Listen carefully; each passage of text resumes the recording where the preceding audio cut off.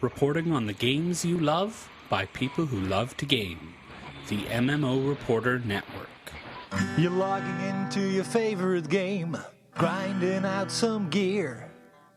A couple of points added to your stats, and you have a virtual beer. Max level is pretty cool, but I'll remind you here, my friend. These games are not about the goal, it's about the journey and not the end. You're listening to MMO Reporter, brought to you by Audible.com. Get a free audiobook download at audibletrial.com/MMO Reporter. And by Doghouse Systems. Choose your weapon with Doghouse Systems.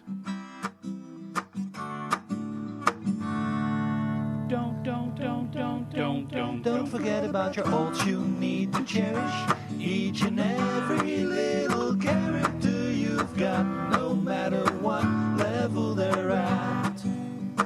Don't forget about your ults. Hello everyone and welcome to another episode of MMO Reporter. This is episode 227. I'm Chris and I am joined as always by none other than the magnanimous Mr. at MMO Bill himself. Hello Bill. Magnanimous. That's a good one. You can have that. Thank you. Point, Chris. Ding, ding, ding, ding, ding.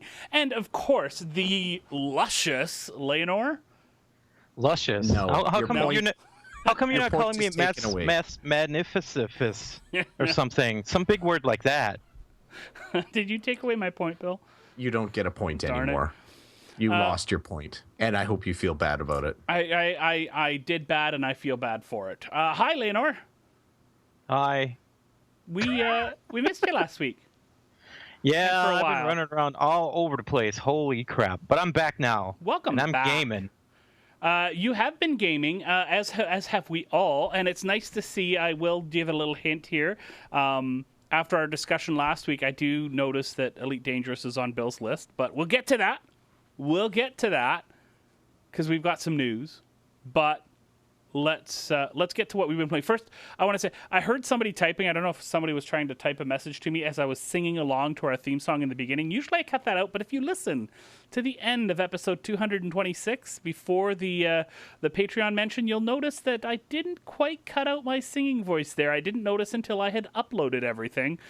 And I didn't change it. That's fine. You can hear me sing. I'm okay with it. So it's a little Easter egg for you there, folks. You can go check out episode 226 right to the end. But you want to listen from the beginning all the way to the end on YouTube.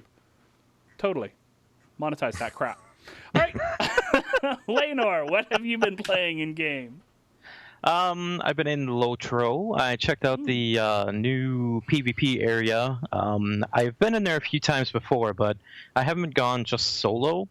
And it seems like a lot of people are just going in there solo right now without a group, and it's a very small area, so you're able to just run with a whole bunch of solos as a horde without even partying up, and just try and hit as many things as you can before everybody kills it, and it works well. So you kill things for the horde? No, kinda. It's kind of like when a rift opens in Rift. Okay. Everybody runs. Okay. I was just trying to make a horde reference there. Anyways. Yeah, I know. Here's the question for me. People are so... And Lotro players, I love them dearly. They are some of my most favorite people in the world, and I look forward to seeing so many of them at our meetup at PAX Prime. They are creatures of habit. And they are creatures who love to follow their habits and are wonderful PvMPers, player versus monster players. They are also creatures of habits, and they like what they like, and they like things to be the same. And I'm wondering how many people are going away from the old map to this new map when the old map is what they know. Like, are habits so ingrained that they're not going to be able to be broken, and this is time not well spent in developing this? Or do you think there will be a large-scale shift to this new map? Or is it different enough that it's totally different? It's not totally different. It's a smaller map compared to the larger map, and it just kind of depends on the flow, because when one map starts getting kind of crowded, then two things either happen, which is 50-50. Either it gets more crowded because that's where all the action is, or people start going over to the other map where it's less laggy and less crowded, so they can get kills there. So it's kind of not well, I like this map better, so I'm going to stay on it. Basically, it seems like everybody's switching back and forth depending on how the wind changes. Because that was a worry of mine, that people just wouldn't go to this new map, and that would discourage more development into PvMP because of it. No, it's pretty split, and it's kind of nice because the comms and stuff that you get, like let's say you form up a large 24-man raid, and some people are on one map and some people are on the other map, you actually get credit for both maps. That's really weird. That is really weird, but that's what you get. And even the bonuses and stuff that from the other maps come up on the map that you're on. So you get bonuses and damage and Isn't that, bonuses really, and health. Really weird? It's weird. And is that working as intended, or what? It's working as intended, yeah. Okay. Yeah. That's what I said. Well then. Let's do that. That's okay. All right. What else have you been playing? I jumped into the Secret World for a little bit. I got the latest patch where I think that they were fixing a bunch of bug fixes. And now I'm trying to build up a lot of money because as soon as you get a whole bunch of cash, I don't remember what it was. It was like 1,400,000 billion or something that you need. You can get the maximum run speed, and you can get a bike for that, a skin for that run speed. So I'm trying to get that. Like a motorcycle. I could just see Layanor pedaling away. Let's kill those demons. Pedal, pedal, pedal, pedal, pedal, pedal. Is there a less heroic vehicle on the planet than a bicycle? A moped? Tricycle? No, I would say a tricycle is more heroic. Ever so slightly. There's something. It almost implies at least some kind of superpower, that maybe your power is that you ride a tricycle really, really fast. But a bicycle I don't know.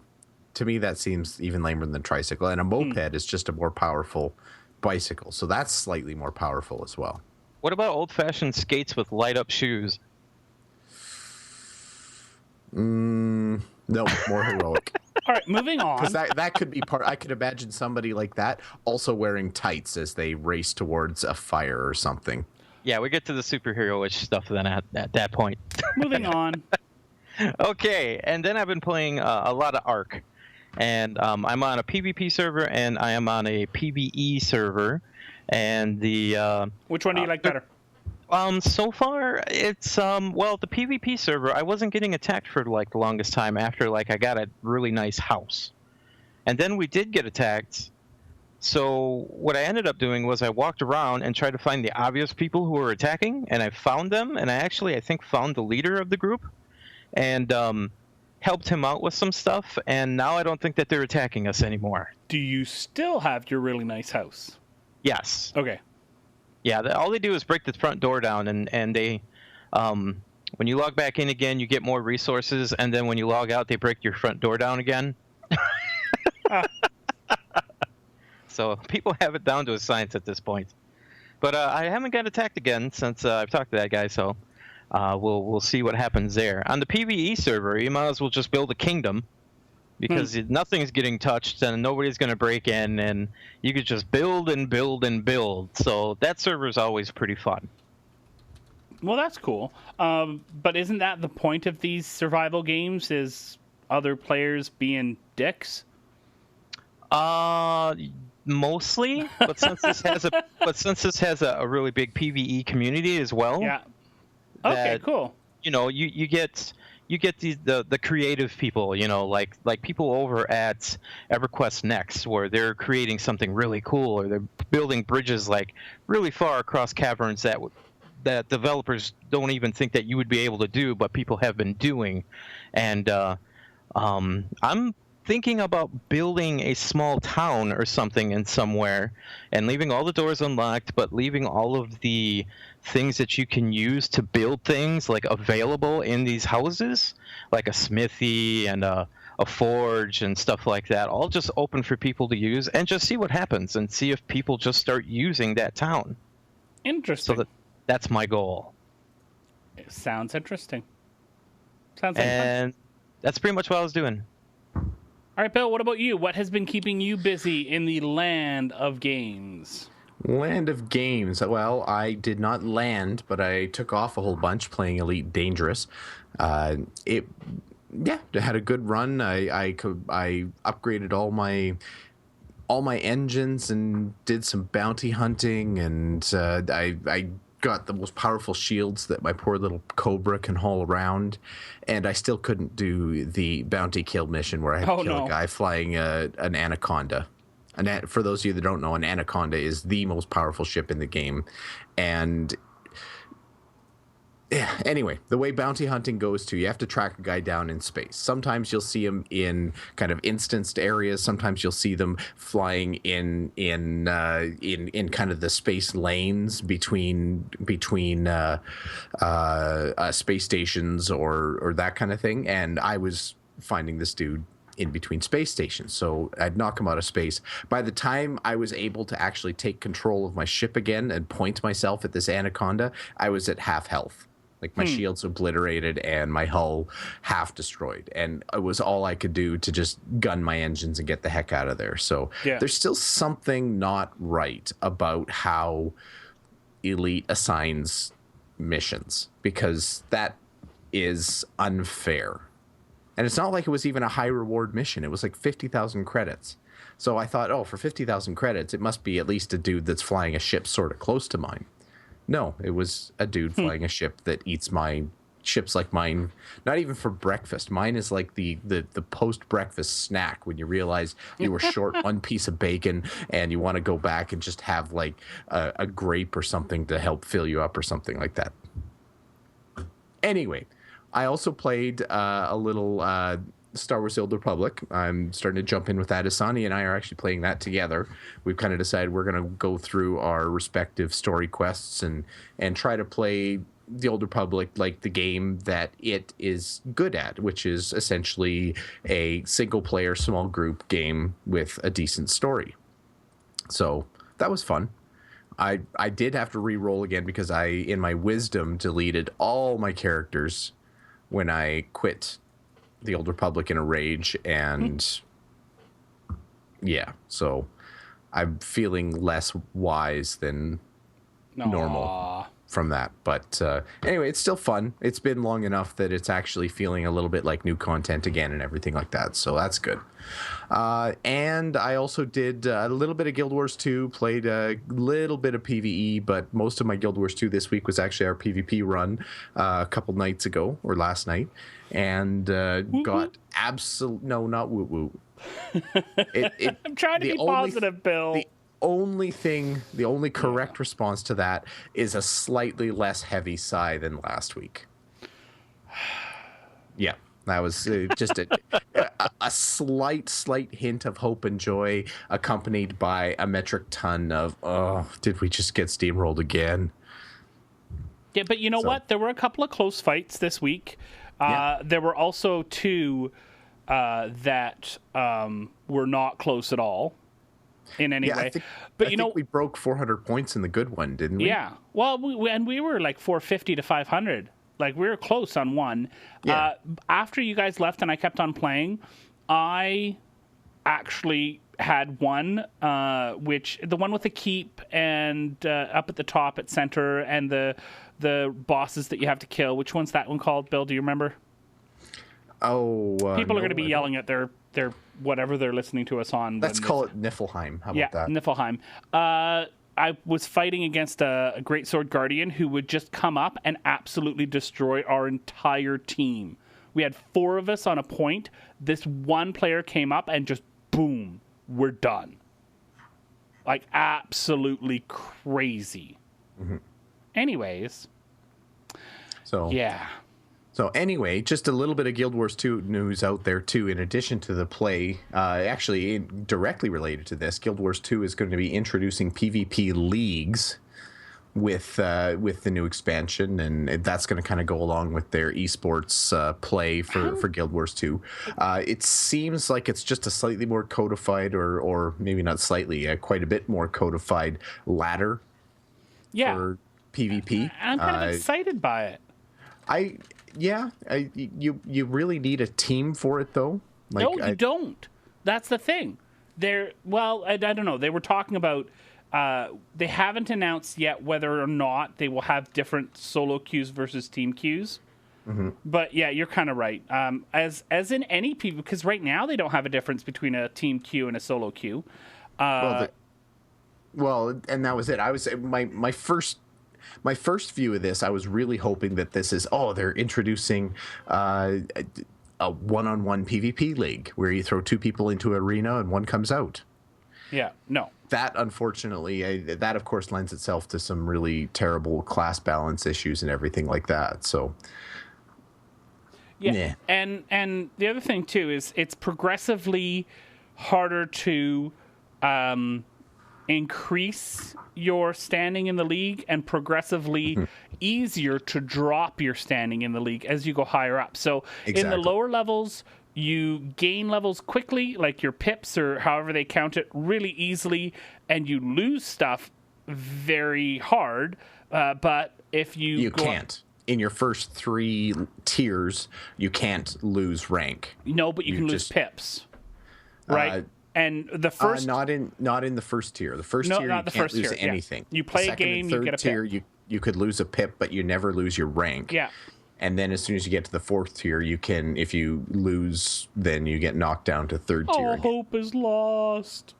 Unless you accidentally win and then get bumped up to 4th tier again. Yeah. So the people that live in 4th and 5th tier for a long time deserve your praise and adulation. So they will have mine. Yeah. So on top of that, what I thought was the bigger news, because I'm excited about the Revenant, is that they've announced the elite spec for the Revenant, which is going to be called the Herald. The Herald is based off of Glint, the ancient dragon from Guild Wars 1 and from the Edge of Destiny novel. Careful, there's spoilers in there. I think you probably know most of it if you've played Guild Wars 2 anyway, but if you intend to read the novel, it's a popcorn novel. It's not... I enjoyed it. It's not prose, but it was a fun romp with characters that were familiar and set the table a little bit for Guild Wars 2, and I would read it. It's a very easy read if you're looking to just blast through something, get a little bit of background on Guild Wars 2. It's there. So good novel, Edge of Destiny. Yeah. Anyway, so it's actually kind of a weird spec. Like it's not focused on any one thing. They have a lot of AoE damage. They've got a little bit of single target damage. There's a lot of self-protection abilities in it. There's a lot of group protection abilities in it. It looks like it's the kind of class that could be a frontline support or a backline support. So it's weird. I really need to play it, I think. So maybe when another beta weekend comes up, I'll be popping in on that. So we'll have some links describing. It was actually kind of cool. Massively OP got the exclusive reveal on that. So instead of it just popping up on the Guild Wars 2 website, they actually gave it to Massively, which I thought was an interesting reveal. Last week it was 10-ton. Was it 10-ton Hammer that got the last? I'm not sure. Elite reveal, or anyway. I can't remember either. I'd have to go through old show notes. But anyway, they're reaching out to community sites to give this news as well. Well, they're not. Those are not community sites. Well, they are. They're MMO community sites. They're there's a difference between massively overpowered and MMORPG and a Guild Wars 2 community site. Right, that's what I mean. Yeah, those sites that just cover all the games are absolute bullshit. We shouldn't even deal with them. Yeah, but there's a difference between MMO Reporter and Guild Wars Reporter, right? Guild Wars Reporter is a community one. This is more of a right. But I see what they're doing here. They're giving it to the MMO community rather than just hoarding the news and everything like it. I don't know. I just thought it was a nice little give to independent sites. How about that? Great. So anyway, so there's that.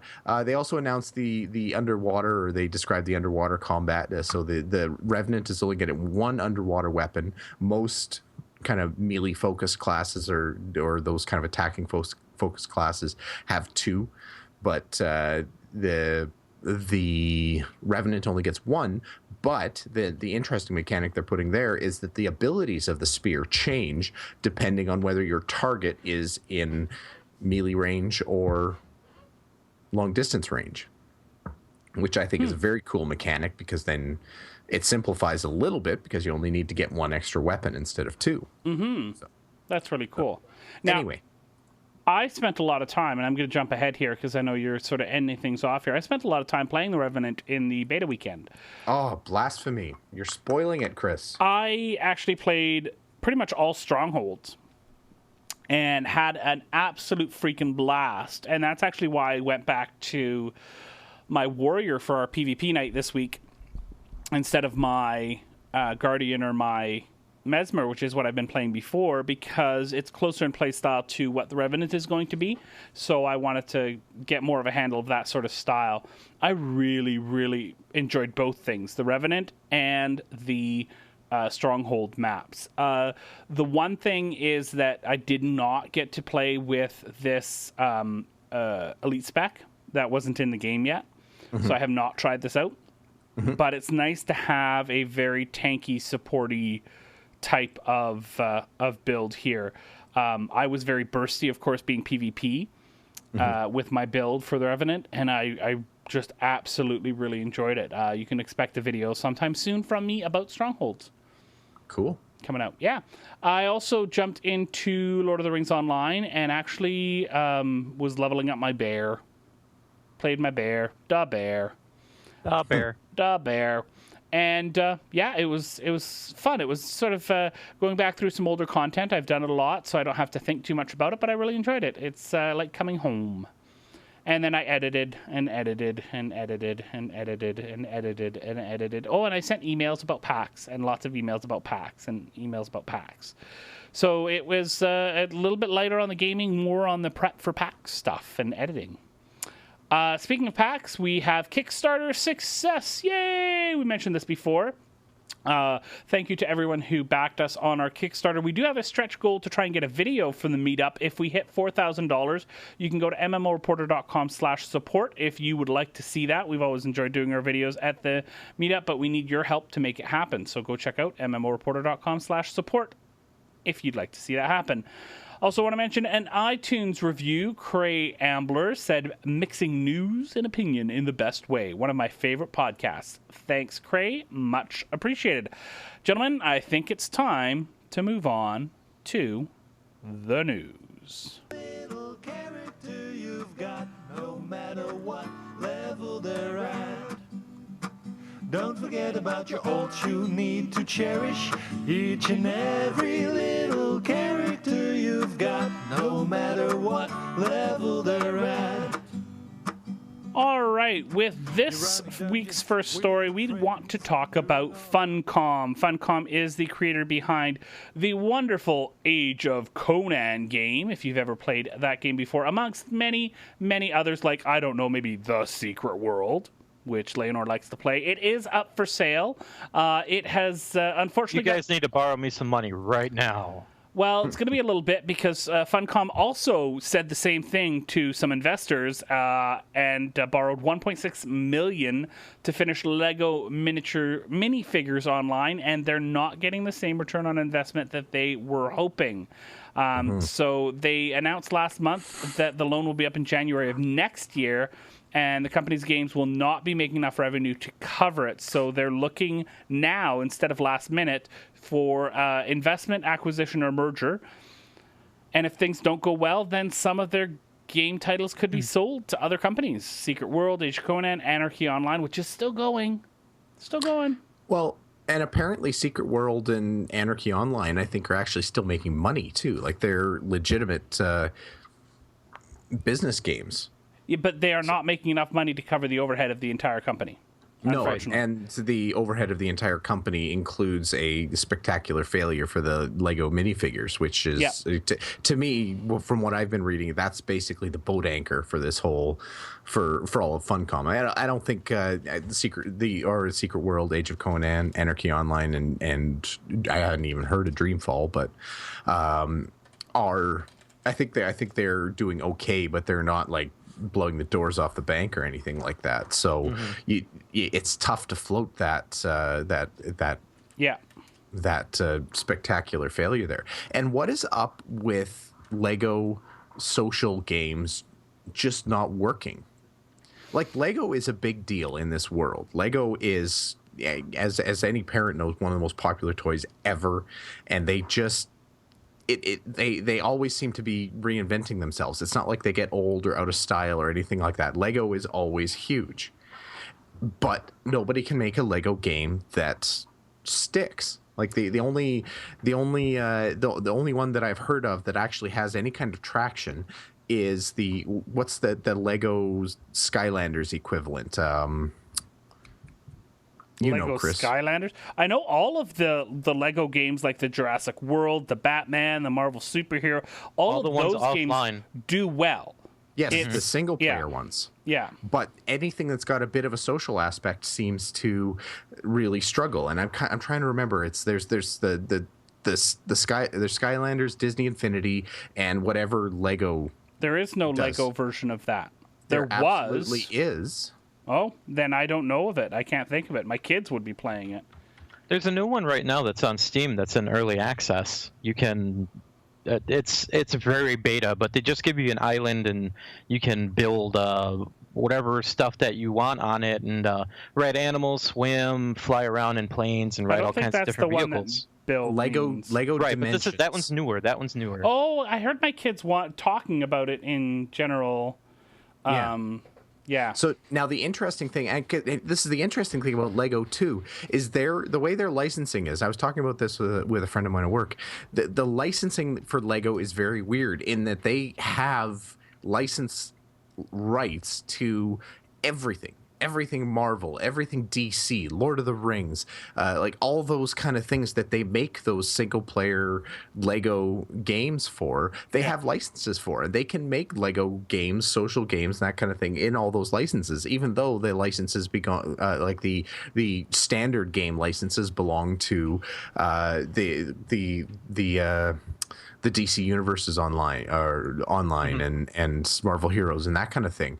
So they're in a really unique spot that they can put everything in their game, and they can touch on every IP and just it's a high, like it's a really good tie-in, and yet they're still very clearly third place in that type of game as well. What are those even called? They're like battle toys or something. Like there should be a genre for that type of game. Well, it could be the fact that the company doesn't want to give those rights over to another company because they don't know if they're going to be able to handle those titles that well, which would hurt them in the end. But that's the thing. Lego has this, and they haven't been able to make it stick in social settings, and I don't get why. Like, I'm wondering if it's seen as immature or something like that, and that's why nobody pays attention to it, or I shouldn't say nobody pays attention to it, but it doesn't stick like other games stick. So I that's the only thing I can think of is the childishness of it, and people who play online games want to think they're more mature. I don't know. I'm not mature. Yeah. I don't know what it is about Lego, but I'm basically a really tall 11-year-old. Well, don't be too generous here, Bill. Yeah, I don't know. It's and I don't know if it's necessarily always the Lego that's the problem with it. I think that oftentimes, perhaps instead of making a great game with Lego, they start with Lego and try to build a great game around it. And I haven't seen anything like that ever be a really great success. You have to start with a really great game idea and then have that be fun with Lego as part of it, rather than. And I'm not talking tacked on. I'm talking right from the very beginning. But it's like that post you saw. Tons of people are talking about it on Reddit, which is it's not that bad CGI is the problem. It's that bad movies are the problem. If it's a great movie with bad CGI, you don't care. It's a great movie. But if it's Name one great movie with bad CGI. Or bad effects. Okay, Tron that's a good one. Doesn't have super great effects. You go back to some of the old ones, right? Anything contemporary. Anything contemporary that I like that didn't have great effects. Tron. You're just gonna keep saying Tron again and again, aren't you? Well, you got me, Bill. I can't. Oh. You see, and that's sort of my point, is that I think that the two are inexorably linked now. Like, I think there's a lot of... Oh, you know what? I'm watching a TV show right now that doesn't have super great effects. Killjoys. Don't care because it's a great show. Never heard of it. Yeah, that's your loss. Okay, here's one. Doctor Who. Yeah, it doesn't always have great effects. Yeah, but I still think I sort of see Doctor Who as it's at a strange crossroads between being obviously a modern show that's still updated and released and a nostalgic look back to what it was back in like the 60s, 70s, and 60s and 70s. I don't find the last two Doctors have been anything like that. They've been totally their own thing. Yeah, but Doctor Who in general, like I think if you take those shows and stand them on their own, they have I don't think they stick as much as when you put the Doctor Who name in front of it. They might be okay standing alone, but the Doctor Who name elevates. How the them to hell a new did we level. get here? On MMO, I don't care. Okay. Red Dwarf is better. Chris, it is the middle of August. We're right in the middle of Gamescom and PAX. You know as well as I do what's out there for news. I would say this is pretty scintillating stuff. Mm-hmm. Yeah, kinda. Yeah. All right. Well, let's move things along because we've got a good second half. If any of you have a spare 1.6 million that you would like to share with the folks over at Funcom, you can let them know at any time, and I'm sure they'd be happy. Or if you have an extra $1.6 million kicking around, we happen to have an MMO Reporter Patreon just around the corner. Just saying. Those We like MMO you. reporters one of the MMO reporters out there is driving a 99 Tercel that's not going to last too much longer. I'm just saying. All right, let's move things along. Talk really quickly about our sponsors. Audible, go to audiblepodcast.com/MMO Reporter. You got to check out their audiobook selection. It is absolutely amazing.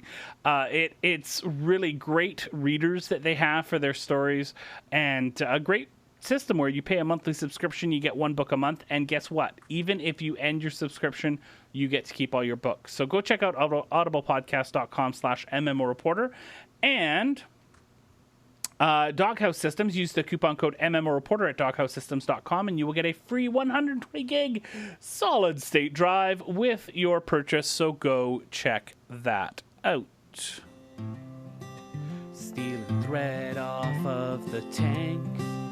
Overhealing, you'll get no thanks. Too much DPS without a rest. Seeing if your healer is up to the test. Dumb ways to die. So many dumb ways to die. Dumb ways to die. So many dumb ways to die. So Marvel Heroes found a kind of a dumb way to die and then come back to life. Nice. Nice. I see. Really, really good article over on GameSauce.org. It's an interview between or with David Brevik discussing the pattern that Marvel Heroes is adopting, which is to basically give themselves a rebrand every year to kind of indicate that the game is a game that's constantly in development, it's constantly changing and so forth. So rather than kind of sticking with their release of Marvel Heroes back from 2013 and calling that the done game that they're just putting layers on, they treat it like it's almost like an EA Sports rebrand. It's Marvel Heroes 2015, Marvel Heroes 2014, and what that does is it's basically accepting the fact it's just introduced a really interesting dynamic here, and I'm going to set the table with this here, and I want everyone to kind of jump in and tell me what your gut reaction is, but I'm going to start with mine because I'm talking.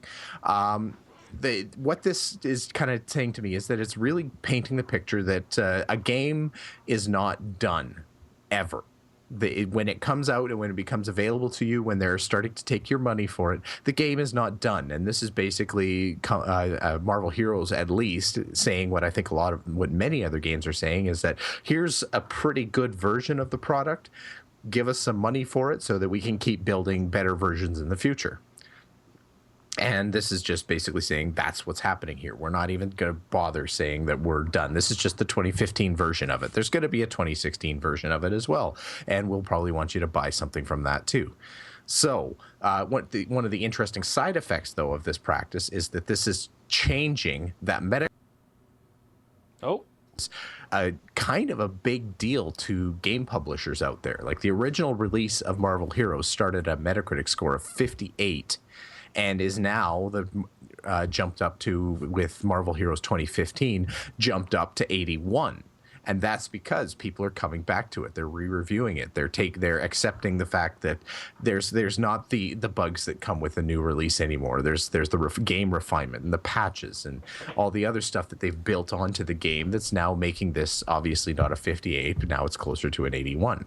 So this is what I kind of wanted to put out to you guys. Is this an okay life cycle as far as a game is you're concerned? Are you okay with a game coming out in kind of a skeletal form and just being patient for it to flesh out and become finished, and also allow itself to kind of rebrand and re-expose itself to reviews? Or do you think this is maybe cheating a little bit, like it's trying to put makeup on a pig and calling it your date on Saturday night? I don't know. Okay, I've got a question. Because there is some opposition to this, and I looked over the Massively comments and stuff like that, about basically Gazillion trying, quote unquote, trying to get new review scores. Like you mentioned, they went from 58 to 81. But my question is, when Madden 2015 comes out, and the exact same Madden with a few different little things and a new roster comes out in 2016, does it get a new review? Well, it does, but is that what you want to compare yourself to? Like, do we want to use the Madden and the NHLs and the NBA's the annual re-releases as the model for the rest of gaming, or should those be the pimple on the horse's ass that we're trying to avoid? Well, haven't MMOs been doing this for quite a while anyway, with just expansions? Because even Lord of the Rings Online and World of Warcraft, every time they come out with an expansion, they put the expansion name right underneath the actual name of the game, which is almost rebranding already. And see, that to me is it's where the lines are starting to get blurred a little bit. To me, an expansion is an excuse. It's a new release. And maybe it's because I've got old school thinking or something like that. But to me, I remember expansions as being game changers. It's not just some new content added to the game. There's new mechanics. There's there's different ways to play the game, and the game offers a new experience to you. So, and I think that's starting to go away. We're starting to see some expansions that are actually a little bit lame. Like it's pretty weak to call it an expansion rather than like a content patch or something like that. But I don't know. I think you're right. I think it's indicating more of a continuum. Like that's the way it is now, and I'm trying to decide whether I like it or not. Well, I think that they are talking about a large patch coming with this, new content, new things to do in the game. And I don't think of Marvel Heroes 2016 personally as anything different than Marvel Heroes at launch. It is just the expansion of the same game. And I kind of chuckled to myself a little bit when they did that Marvel Heroes 2015 rebrand and stuff like that. And, oh, wow, they're rebranding. Ha, that's never, that's really silly to do that, but whatever. But here's the thing. If they're going to go through all this trouble to rebrand, spend money on new assets, spend money on new advertising, all this sort of stuff for a 3-year-old game, they must be doing pretty good. Well, and that's the thing, because it's not cheap for them to do that. Like, it's not like rebranding is just a matter of, like, getting a piece of masking tape and writing 2015 on it under the title. It's a pretty significant effort to change all your website's assets, your game assets, any advertising that you do.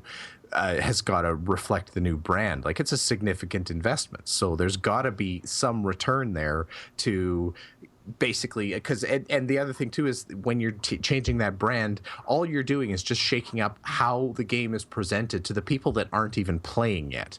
Because I don't think a rebrand from Marvel Heroes 2014 to Marvel Heroes 2015 is changing the way that current players perceive the game.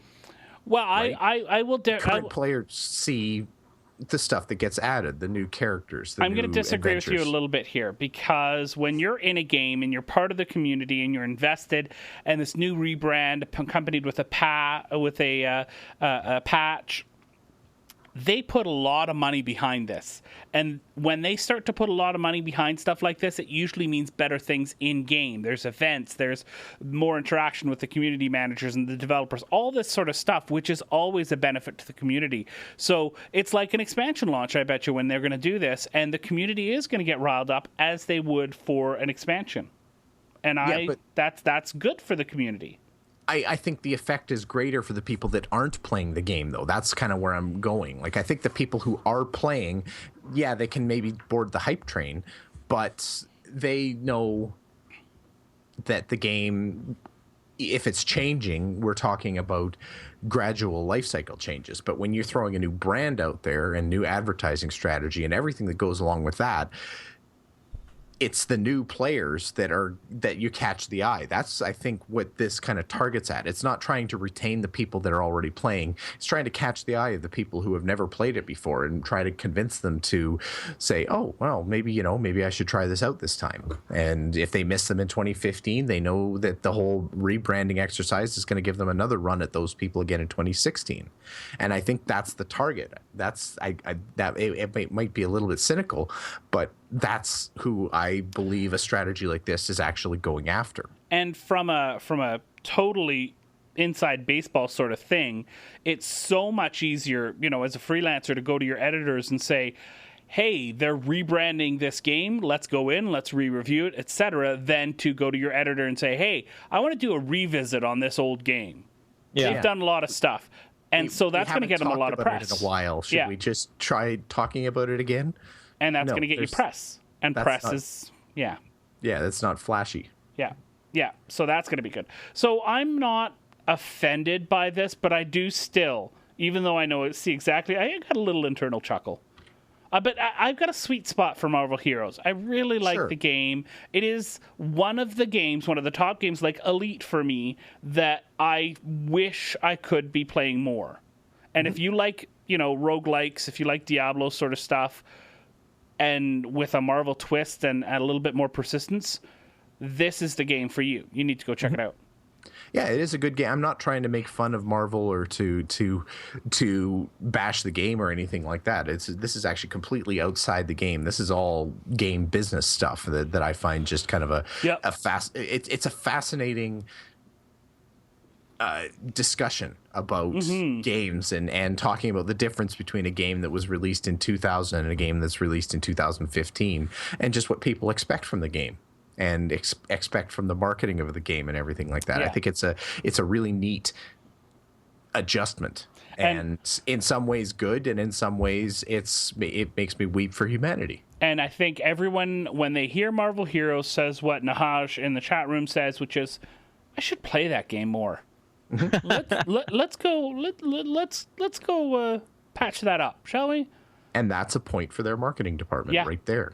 The problem Well, is, hey, if with just some simple small licensing, we could rebrand WildStar as Disney's Stitch Online. that so went over my head. Like, I could hear the plane going, vroom. It's Anyways, moving on. I'm trying to remember. I guess it's the little mouse rat characters that are like Stitch. That's right. Okay. Alrighty. So, time for quick mentions. It actually, before we even go there, I mean, maybe WildStar is actually a really good candidate for that. I mean, WildStar's going to be coming up with a free-to-play conversion. And killer new trailer, I have to say. I am you all know me. I am a sucker for a good cinematic, and they've changed their art style and their cinematics to this, like, just tiny bit edgier, almost cell shaded, but not cell shaded kind of twist. Oh, it's beautiful. I cut out clips of the classes they put in there, put it all on Facebook, and as well as the full video. But I drooled a little bit. But this is their chance at a rebrand here. Like this is a free-to-play conversion is a little bit like an expansion. That's what I was getting at. That kind of landmark. Yeah. That maybe this is their chance. Like maybe this is where they catch some traction. And that's what I was getting at with WildStar was that this new trailer at the end, I think they're going to rebrand this as WildStar Reloaded, it looks like. So, yeah, it's kind of cool. I don't know. It's reloaded and ready to rock. There you go. That's what it says. So anyways, yeah, I totally see that. I could see this as WildStar Reloaded, couldn't you? Yeah. Except that you've already got APB Reloaded. Yeah, and Reload doesn't really have a very good connotation. And you don't really want goes that. Back to the Matrix Reloaded, and that just kind of ruined that. Hey, I enjoyed that movie. You did, just the rest of the universe didn't. Well, the rest of the universe is wrong. I can't help that. You just like that one sexy cave scene. No. Sometimes those twins were badass. It doesn't. You should know, Chris. You're married. Sometimes it doesn't matter if you're right. It's just what everyone else thinks. Anyways, quick mentions. Quick mentions. I think your favorite part and mine of PAX many years is the Acquisitions Inc. paddle. I've been lucky enough to follow the story quite well as I was lucky enough to go to PAX East last year, and so it's really cool. Mm-hmm. And you all need to go watch it. There's a link in the show notes. Go watch what happened so far, and then. So yeah, this is the quick 5-minute catch up for those of you that don't want to watch the 2-hour play session from PAX East. If you're looking to just catch up in time to watch what gets played at PAX Prime, or you could wait 6 months and watch the 5-minute recap of what they played at PAX Prime. If you're just It's really cool. You should try and catch the stream live if you can. It's going to be Friday, August 28th at 8:30 p.m. And so they always stream this stuff to Twitch. You really need to watch it. It's awesome. And if we'll wave, if the camera points at us, we'll wave, all of us, because we're all freaking going. Everyone who's at PAX. All right, new Star Citizen video for social interaction and multi-crew demo. A fairly substantial video from Star Citizen showing off their tech for the multi-crew demo for multi-crew ships that are going to have multiple. Basically, they were showing off gunners and some other stuff. Very cool view. Bill, does this change your or entice you to prepay for Star Citizen yet? No, not yet. But I did enjoy the multi-crew video. They actually showed an interesting scenario where your crew was flying out to recover a derelict ship, and you actually saw the in-space transfer of the crewmen just jumping from one spaceship literally through space to the other one and running through it and trying to get it operational. It was cool. was a very neat scenario. Yeah, it was. And the pretty social cool. interaction one, I just fell asleep. That was boring. Yeah, kind of. It's tough. The social interaction demo, everybody looked the same. It seems like it just makes the demo look really early when everyone looks the same. Yep. Anyway, Agreed. Layanor, Diablo Season 4, is that interesting to you? Are you a Diablo player at all? I am not a Diablo player. You are not a Diablo player.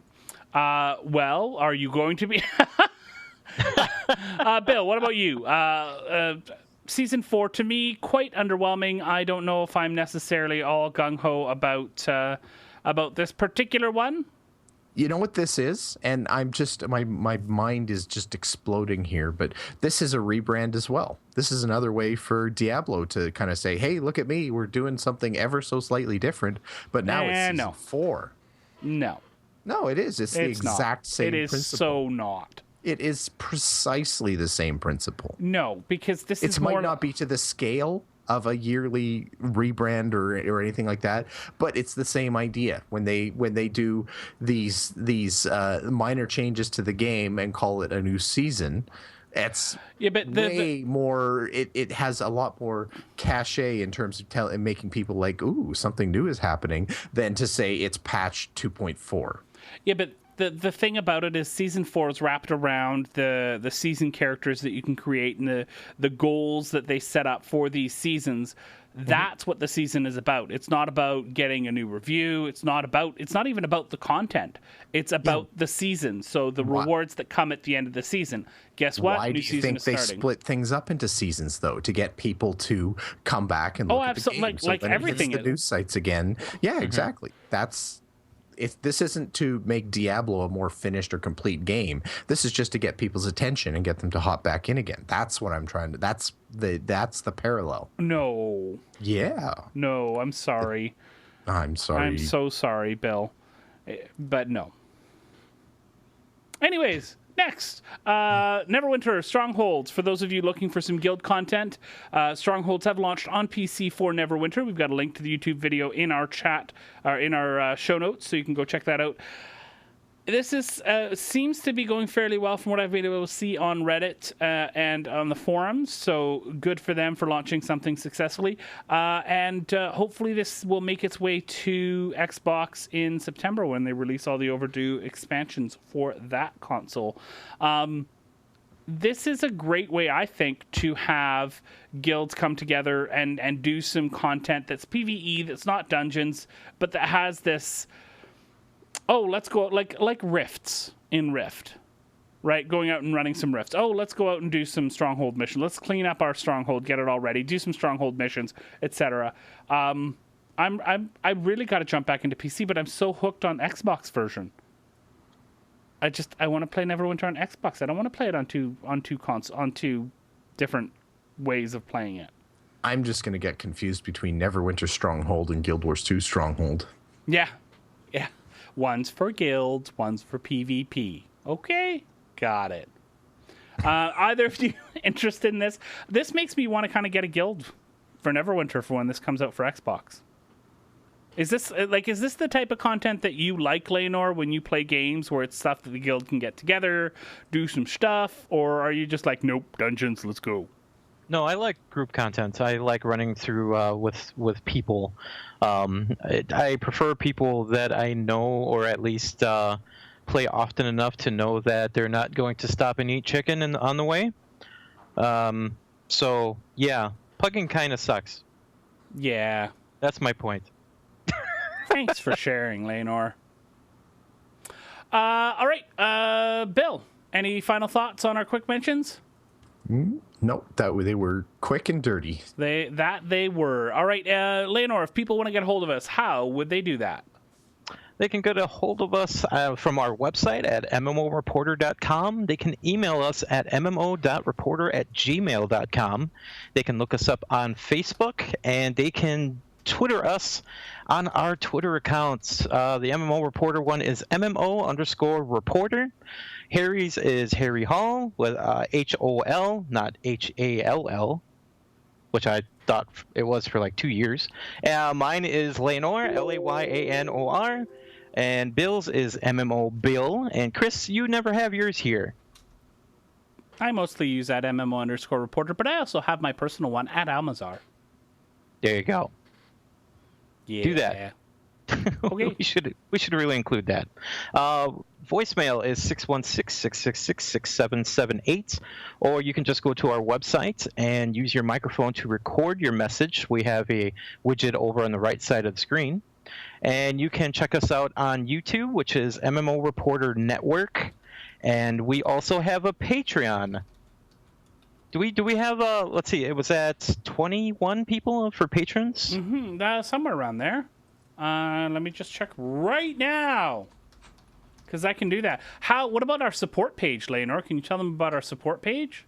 I can talk to them about the support page as soon as I get off the Patreon page. I've been using Algo Prime for 3 months now.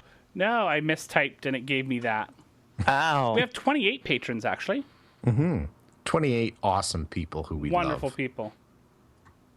Our support page is tinyurl.com/MMO-reporter-packs. No, it's not. It's MMOreporter.com/support. Sorry, I was in the middle of changing that when you talked about the Patreon, and I had to go check, and I'm sorry. Oh, I'm actually I'm on the website right now, MMOreporter.com, and I'm thinking about rebranding it to MMO-ULTRA Reporter. Can we get funding for that? Or how about MMO-ULTRA Reporter 2015? Yeah. 2015. All right.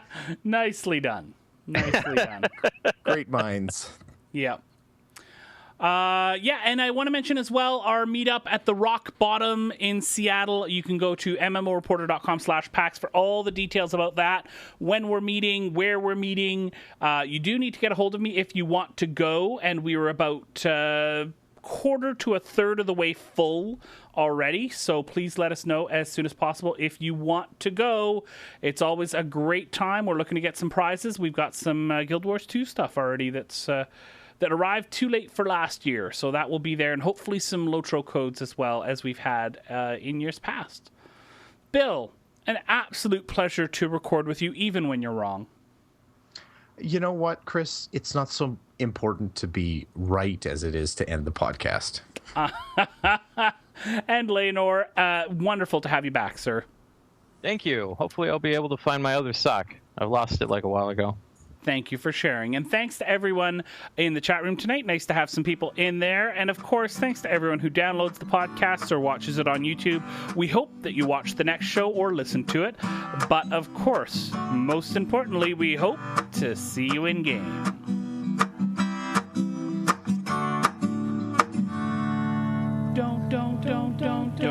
Don't forget about your ults you need to cherish. Each and every little character you've got, no matter what level they're at. Don't forget about your ults you need to cherish. Each and every little character you've got, no matter what level they're at. Thanks for watching the video, everybody. Don't forget to check out all the other podcasts at MMOreporter.com or by clicking on any of the links here. And please check out our Patreon campaign at patreon.com/MMOreporter. Thanks, everyone, and see you in game.